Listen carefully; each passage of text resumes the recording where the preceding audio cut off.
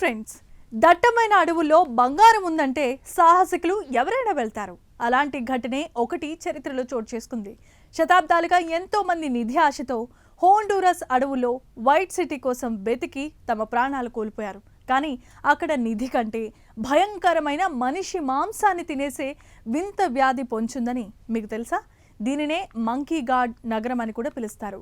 Lidar స్కానింగ్లో బయటపడిన అక్కడ భయంకరమైన వాస్తవాలను ఈ ప్రత్యేకమైన కథనంలో ఇప్పుడు మనం తెలుసుకుందాం. ఈ అపరిచితమైన నగరాన్ని నేషనల్ జియోగ్రాఫిక్ బృందం అత్యాధునిక లైడర్ టెక్నాలజీ ద్వారా గుర్తించింది. చెట్ల పొరల కింద భారీ పిరమిడ్లు, రోడ్లు, శిల్పాలు ఉన్నట్లు ఆ స్కాన్లో తేలింది.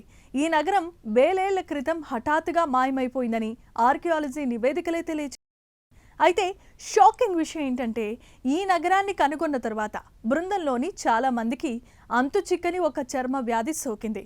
దీనినే లైష్మానియాసిస్ అని కూడా పిలుస్తారు. అక్కడ ఇసుక ఈగలు కుట్టడం వల్ల మనిషి ముఖం, శరీరంపై ఉన్న మాంసాన్ని తినేసేలా ఈ వ్యాధి వ్యాపిస్తుంది.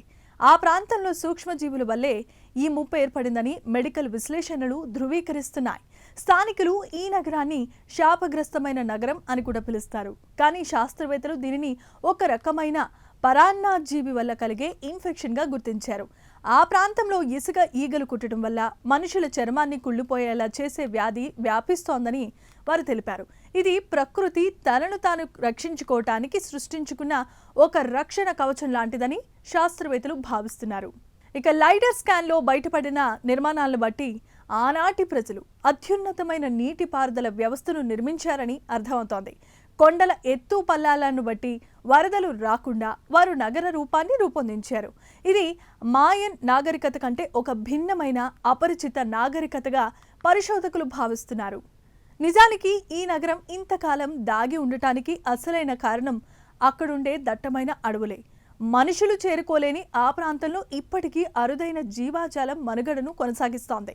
ఈ నగరాన్ని వెలికి తీయటం వల్ల అక్కడి జీవ వైవిధ్యం దెబ్బతినే ముప్పు ఉందని పర్యావరణవేత్తలు ఆందోళన వ్యక్తం చేస్తున్నారు. వైట్ సిటీ పరిణామం ప్రకృతి తన గర్భంలో ఎంతటి వైభవాన్ని, వినాశనాన్ని దాచుకోగలదో గుర్తు చేస్తోంది. ఈ స్పెషల్ ఫీచర్పై మీ అభిప్రాయాలను కామెంట్స్లో తెలియచేయండి. ఇలాంటి కథనాల కోసం మా ఛానల్ని సబ్స్క్రైబ్ చేసుకోండి.